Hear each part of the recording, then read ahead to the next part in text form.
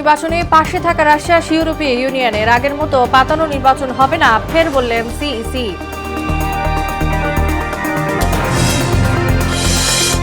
মোসাব্বির হত্যায় শনিবার বিক্ষোভ কর্মসূচি বিএনপির। খুনের পেছনে ফাঁসিবাদী চক্রান্ত, আসামি গ্রেপ্তার চেষ্টায় পুলিশ। জুলাই যোদ্ধাদের দায় মুক্তি অধ্যাদেশের খসড়া তৈরি শেষ, জানালেন আইন উপদেষ্টা। শিগগিরই উপদেষ্টা পরিষদে উত্থাপন। এবং অত্যাবশ্যকীয় তালিকায় 295 ওষুধ, নির্ধারিত মূল্যে হবে বিক্রি। দাম বাড়ানোর আশ্বাসে এলপিজি ব্যবসায়ীদের কর্মসূচি প্রত্যাহার।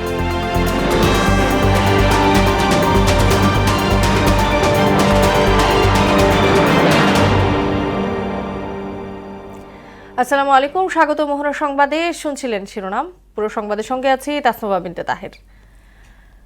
আগের মতো পাতানো নির্বাচন হবে না বলে জানিয়েছেন প্রধান নির্বাচন কমিশনার এএমএম নাসির উদ্দিন। সকালে আগারগাঁওয়ের নির্বাচন ভবনে মনোনয়ন বাতিল ও গ্রহণে আপিলের বুথ পরিদর্শন শেষে তিনি একথা বলেন। এদিকে জাতীয় নির্বাচন অবাধ ও সুষ্ঠু করতে পাশে থাকার আশ্বাস দিয়েছে ইউরোপীয় ইউনিয়ন। বিকেলে সিইসির সঙ্গে সাক্ষাৎ শেষে একথা জানায় সংস্থার প্রতিনিধি দল। ইমার আসাদের রিপোর্ট।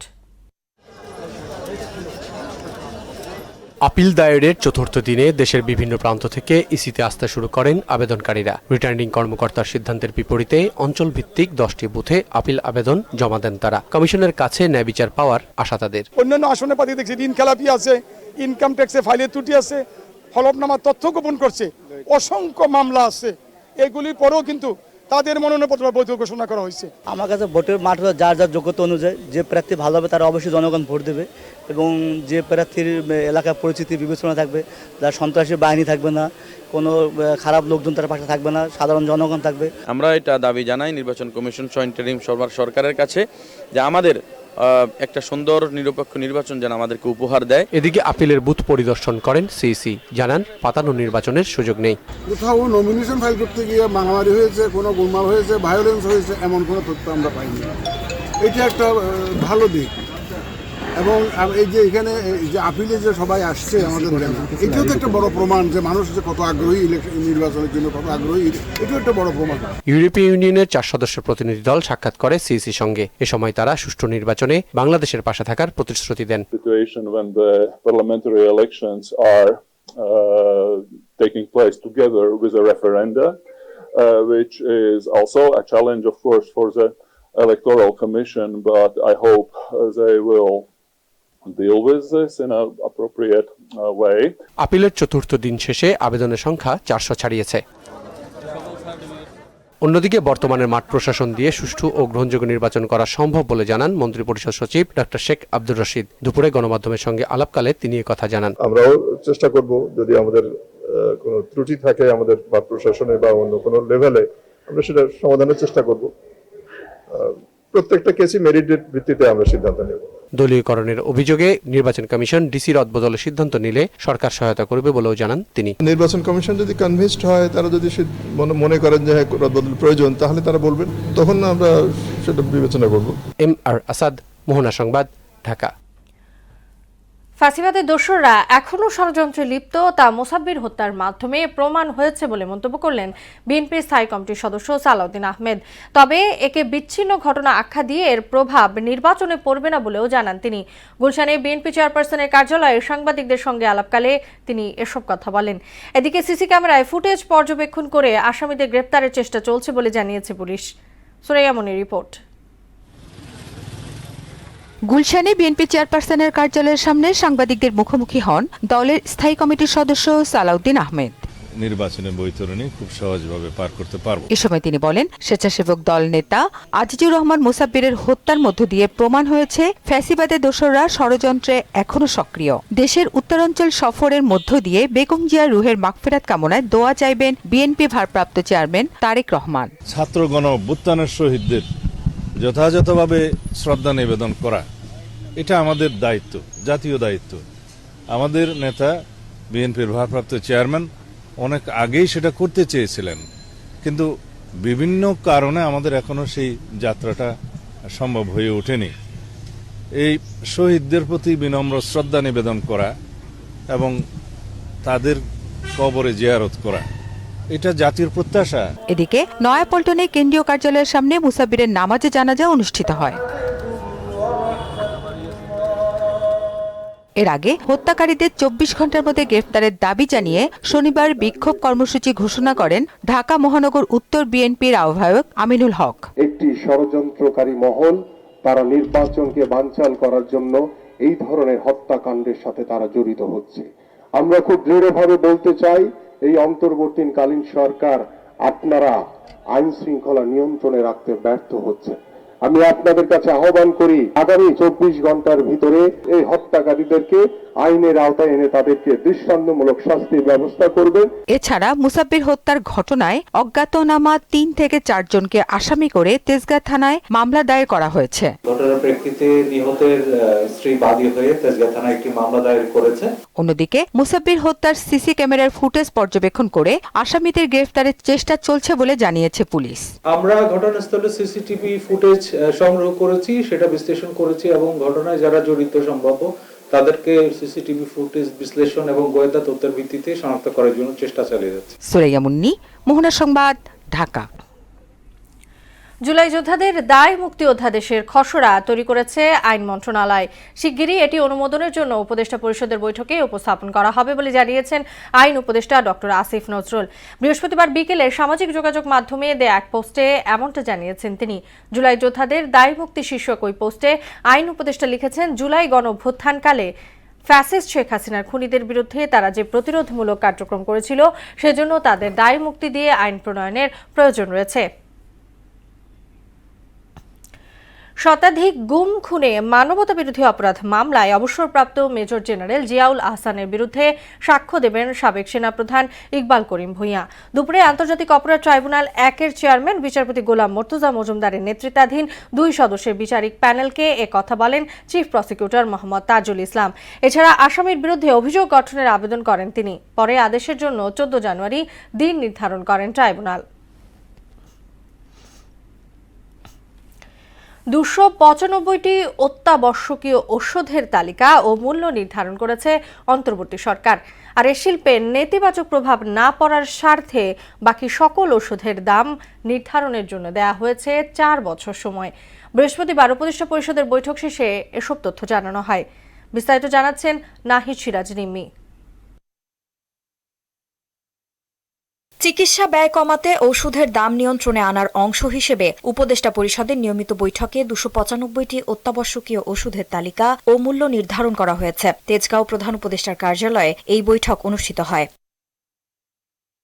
পরে ফরেন সার্ভিস একাডেমিতে আয়োজিত এক ব্রিফিংয়ে এ তথ্য জানান প্রধান উপদেষ্টার বিশেষ সহকারী অধ্যাপক ডক্টর সাইদুর রহমান। অত্যাবশ্যকীয় ওষুধের তালিকাভুক্ত ওষুধগুলোর সবগুলোর মূল্য সরকার কর্তৃক নির্ধারিত হবে এবং এই নির্ধারিত মূল্যের বাইরে যারা আছেন তাদেরকে এই মূল্যে পর্যায়ক্রমে আসতে হবে। এ সময় নতুন করে 135টি ওষুধ যুক্ত হওয়ায় তালিকা সম্প্রসারিত হয়েছে উল্লেখ করে প্রতিটি ওষুধের জন্য নির্দিষ্ট মূল্য তালিকা প্রকাশ করার কথা জানান তিনি। আর এ শিল্পে নেতিবাচক প্রভাব না পড়ার স্বার্থে বাকি সকল ওষুধের দাম নির্ধারণে 4 বছর সময় দেওয়ার সিদ্ধান্ত নেওয়া হয়েছে। উপদেষ্টা পরিষদের সভায় আরো 1-2টি ড্রাগের অন্তর্ভুক্তির অনুরোধ এসেছে, সেগুলো অন্তর্ভুক্ত হলে 95 বা 96টা ওষুধ। এবারে 135টি ওষুধ, 36টি ওষুধ অন্তর্ভুক্ত হয়েছে নতুনভাবে এবারে তালিকায়। এবং মূল ব্যাপার যেটা সেটা হচ্ছে যে এই তালিকায় অন্তর্ভুক্ত ওষুধগুলোর ক্ষেত্রে আসলে এটা সরকার কর্তৃক একটি নির্ধারিত মূল্যে ওষুধগুলো বিক্রি করতে হবে।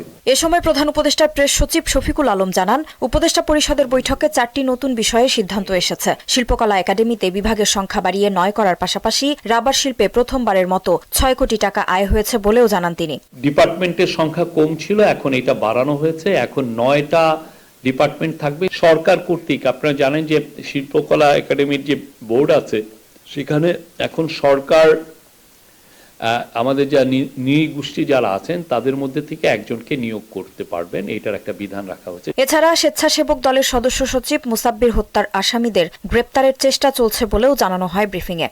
সম্ভাব্য আক্রমণকারী তাদেরকে শনাক্তের চেষ্টা করা হচ্ছে, তবে এখন পর্যন্ত এই মামলায় কোনো গ্রেপ্তার নেই।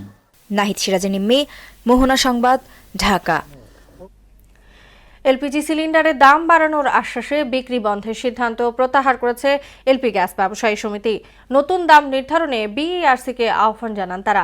বিকেলে বাংলাদেশ এনার্জি রেগুলেটরি কমিশনের সঙ্গে বৈঠক শেষে এই ঘোষণা দেন ব্যবসায়ীরা। যদিও দিনের শুরুতে গ্যাস সিলিন্ডার বিক্রি বন্ধ থাকায় চরম বিপাকে পড়েন ভোক্তারা। এদিকে চলমান সংকট নিরসনে এলপি গ্যাস আমদানিতে ভ্যাট কমানো সহ নানা উদ্যোগ নিয়েছে সরকার। আরও জানাচ্ছেন উষা ফেরদৌস। কয়েকদিন ধরেই 12 কেজির এলপিজি সিলিন্ডারের দাম ছাড়িয়ে যায় 2000 টাকা পর্যন্ত। ভোক্তাদের অসুবিধা বিবেচনায় 1306 টাকা দাম নির্ধারণ করে দেয় সরকার। বাড়তি টাকা আদায়ের বিরুদ্ধে শুরু হয় অভিযান। ফলে নতুন করে এলপিজির মূল্য সমন্বয় এবং হয়রানি ও জরিমানা বন্ধ সহ 6 দাবিতে দেশ জুড়ে তরলীকৃত পেট্রোলিয়াম গ্যাস এলপিজি বিক্রি বন্ধ করে দেন ব্যবসায়ীরা। এতে চরম ভোগান্তিতে পড়েন গ্রাহকরা। বাসায় খাওয়ান রাঁধতে পারতেছে না, কেউ খাইতে পারতেছে না, হোটেলে যাচ্ছে, হোটেলে গিয়ে আপনার খাইতে পারতেছে না, তাও সিরিয়াল। ডিব্বাটা নিয়ে ঘুরতাছি যে কেরাসিন নিয়ে যে কোনো রকম পোলা পান্ডে খাওয়াম, ওই জিনিসটাও আমি কেরাসিন খুঁজে পাইতেছি না। গ্যাসের লিগে দোকান বন্ধ, মনে করেন এই যে মানুষ না খেয়ে মরতেছে। এখন তো হোটেল বন্ধ করা ছাড়া কোনো উপায় নাই। রাজধানীতে লাইনের গ্যাসের চাপ একেবারে কম। 2 চুলা একসঙ্গে ব্যবহার করা সম্ভব হচ্ছে না। এক চুলা যতটুকু জ্বলে তাতে রান্না তো দূরের কথা, ঠিকমতো পানিও গরম হয় না। ফলে রাজধানীতে বাসাবাড়ির রান্নায় নির্ভরতার শীর্ষে এলপিজি সিলিন্ডার, কিন্তু সেখানেও এখন তীব্র সংকট। লাইনের গ্যাসও নাই, সিলিন্ডার গ্যাসও নাই। সিলিন্ডার গ্যাস কোথাও পাই না, পাইলেও বিক্রি হচ্ছে 2200-2300 টাকা দাম। সবচেয়ে বড় কথা তো এখন তো বাসা বাড়িতে তো কোনো জায়গায় গ্যাসই নাই। সরকারের দিছিল আপনাকে 1253 টাকা, বা আপনি 1300 নিতে পারেন, বা 1400 টাকা নিতে হবে, কিন্তু সেটা যদি আপনি 2400-2200 করেন তাই সেটা তো জুলুম হয়ে যায়। এলপিজির পরিবেশকরা বলছেন 5.5 কোটি চাহিদার বিপরীতে প্রতিদিন মাত্র 1.25 কোটি সিলিন্ডার রিফিল করছে কোম্পানিগুলো। বাকিগুলো খালি পড়ে থাকায় ডিস্ট্রিবিউটরদের খরচ বেড়ে যাচ্ছে। ব্যবসা আমাদেরও বন্ধের পথে। আমি আপনার গতকালকে বাধ্য হয়ে আমার বন্ধের নোটিশটা দিয়ে দিছি গেটে। তার কারণ হচ্ছে প্রোডাক্ট নাই, কাস্টমার এসে আপনারা ঝামেলা করে। শুধু আমরাই না, আসলে আমাদের মতো যারা যারা আরও অন্যান্য ডিলার আছে, যেটা শুনি আর কি, কারোর পক্ষে আসলে প্রোডাক্ট এইভাবে আপনার চাহিদা পূরণ করা সম্ভব হচ্ছে না। এরপর বৃহস্পতিবার বিকেলে বিইআরসির সঙ্গে এলপি গ্যাস ব্যবসায়ী সমবায় সমিতির বৈঠক হয়। সেখানে দাম বাড়ানোর শর্তে বিক্রি বন্ধের সিদ্ধান্ত থেকে সরে আসার ঘোষণা দেন ব্যবসায়ীরা। তবে দ্রুতই নতুন দাম নির্ধারণের দাবি জানান তারা। উষা ফেরদৌস, মোহনা সংবাদ, ঢাকা। গাজীপুরে ঝুটে গুদামের আগুন নিয়ন্ত্রণে এসেছে। নির্বাপনে কাজ করেছে ফায়ার সার্ভিসের 6টি ইউনিট। বিকেল 4:30টার দিকে মহানগরীর কোনাবাড়ি থানাধীন দেউলিয়াবাড়ি এলাকায় এ অগ্নিকাণ্ডের ঘটনা ঘটে। প্রত্যক্ষদর্শী ও ফায়ার সার্ভিস সূত্রে জানা যায়, গুদামের শুকনো ঝুট ও তুলার আগুন দ্রুত ছড়িয়ে পড়ে। প্রথমে স্থানীয়রা আগুন নিয়ন্ত্রণের চেষ্টা চালায়, পরে নিয়ন্ত্রণে ফায়ার সার্ভিসের 6টি ইউনিট কাজ করে। দেশজুড়ে চলছে ওয়ালটনের ডিজিটাল ক্যাম্পেইন সিজন 23। 25 নভেম্বর থেকে শুরু হওয়া ক্যাম্পেইনে ওয়ালটন পণ্য কিনে ক্রেতারা জিতে নিচ্ছেন refrigerator, AC, TV, washing machine, oven সহ নিশ্চিত উপহার। সারা দেশে প্রতিদিন অসংখ্য ক্রেতার হাতে উপহারের ফ্রি পণ্য তুলে দিচ্ছে ওয়ালটন কর্তৃপক্ষ। এরই ধারাবাহিকতায় সম্প্রতি ঢাকা, রংপুর, সিলেট, যশোর, কুষ্টিয়া ও মাগুরার উপহারপ্রাপ্ত ক্রেতাদের হাতে আনুষ্ঠানিকভাবে উপহার তুলে দেওয়া হয়।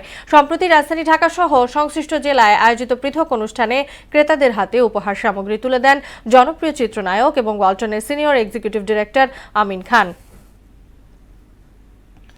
খেলা খবর ক্রিকেট। বিশ্বকাপ নিয়ে অনিশ্চয়তা আলোচনার মাধ্যমে সমাধান করা সম্ভব বলে জানিয়েছেন তামিম ইকবাল। মোস্তাফিজকে আইপিএল থেকে সরিয়ে দেয়া দুঃখজনক বলেও মন্তব্য করেন তিনি।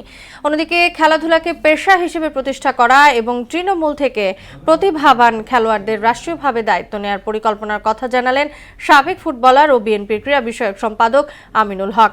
রাজধানীতে এক অনুষ্ঠানে অংশ নিয়ে তারা এসব কথা বলেন। রাজু আলাউদ্দিনের রিপোর্ট। দেশজুড়ে 32টি বিশ্ববিদ্যালয়ে অংশগ্রহণে কাল থেকে মাঠে গড়াচ্ছে Zia inter university cricket tournament. এই উপলক্ষে সিটি ক্লাব মাঠে টুর্নামেন্টের ট্রফি ও জার্সি উন্মোচন করা হয়। খেলোয়াড়দের রাষ্ট্রীয়ভাবে দায়িত্ব নেয়ার পরিকল্পনার কথা জানান সাবেক ফুটবলার ও বিএনপির কেন্দ্রীয় বিষয়ক সম্পাদক আমিনুল হক। বাংলাদেশের ক্রীড়াঙ্গনকে তিনি সর্বোচ্চ গুরুত্ব দিয়েছেন এবং সেই গুরুত্ব দিয়ে তিনি আগামীর বাংলাদেশের ক্রীড়াঙ্গনকে প্রত্যেকটি খেলোয়াড়ের জন্য খেলাধুলাকে পেশা হিসেবে প্রতিষ্ঠিত করতে চান। চতুর্থ শ্রেণী থেকে খেলাধুলা বাধ্যতামূলক করা এবং পেশা হিসেবে প্রতিষ্ঠা করা বিএনপির অন্যতম লক্ষ্য বলেও জানান তিনি। জাতীয় শিক্ষাক্রমে আমরা চতুর্থ শ্রেণী থেকে 5টি ইভেন্টকে আমরা খেলাধুলা বাধ্যতামূলক করতে চাই আমাদের জাতীয় শিক্ষাক্রমে। এদিকে বাংলাদেশ ক্রিকেটের ভবিষ্যতের চিন্তা করে সিদ্ধান্ত নিতে হবে বলে জানান জাতীয় দলের সাবেক অধিনায়ক তামিম ইকবাল। মুস্তাফিজকে আইপিএল থেকে সরে দেওয়ার অবশ্যই দুঃখজনক বলে মন্তব্য করেন তিনি। সবাইকে একসাথে মিলে অনেক সময় ডায়লগে অনেক কিছু সমাধান করা যায়। আপনার নিজের বাংলাদেশের অবস্থান ওয়ার্ল্ড ক্রিকেটে কি, বাংলাদেশের ভবিষ্যৎটা কি হইতে পারে, সবকিছু চিন্তা করে আমার সিদ্ধান্ত আমি নিতাম। দুঃখজনক মুস্তাফিজকে আইপিএল থেকে সরে দেওয়া অবশ্যই দুঃখজনক, এটাতে কোনো ডাউট নেই। বাংলাদেশ ক্রিকেটের বর্তমান প্রেক্ষাপটকে সংকটময় হিসেবে অভিহিত করলেন তামিম ইকবাল। যে খেলা হইতে হবে, আমি সবসময় খেলা হইতে হবে, হোয়াট এভার হ্যাপেন্স হ্যাপেন্স, খেলা মাঠে থাকতে হবে। রাজু আলাউদ্দিন, মোহনা সংবাদ, ঢাকা। শেষ করব মোহনা সংবাদ, যাবার আগে সুনামগুলো জানিয়ে দিচ্ছি আপনাদের।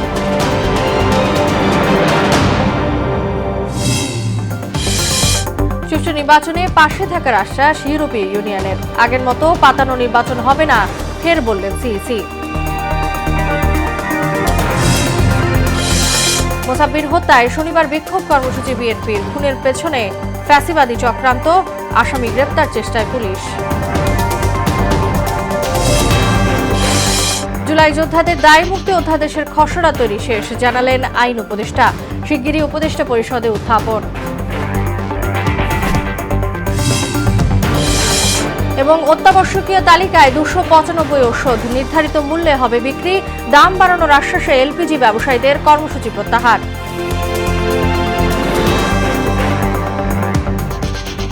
এই ছিল মোহনা সংবাদে। পরবর্তী সংবাদ রাত 12টায়। মোহনার সবশেষ খবর জানতে ভিজিট করুন www.mohana.tv। সংবাদ দেখতে পারেন ফেসবুক ও ইউটিউবেও। এতক্ষণ সঙ্গে থাকার জন্য ধন্যবাদ সবাইকে।